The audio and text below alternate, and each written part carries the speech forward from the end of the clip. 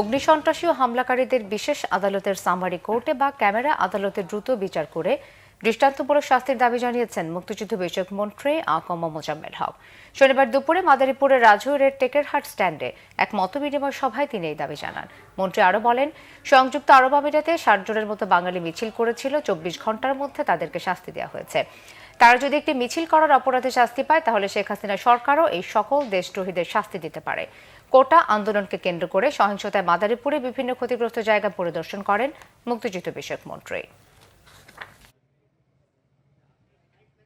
এই যে সার্বিক পেট্রোল পাম্প বা এই যে এখানে প্রায় অর্ধশত বাস যেভাবে পোড়ানো হয়েছে, এটা কখনোই স্বাভাবিক মানুষ এইভাবে করতে পারে না। যানবাহন দিয়ে জনগণ চলাচল করতে, আজকে এটা যে একটা প্রতিহিংসার চিহ্ন, এতে কোনো সন্দেহ নেই।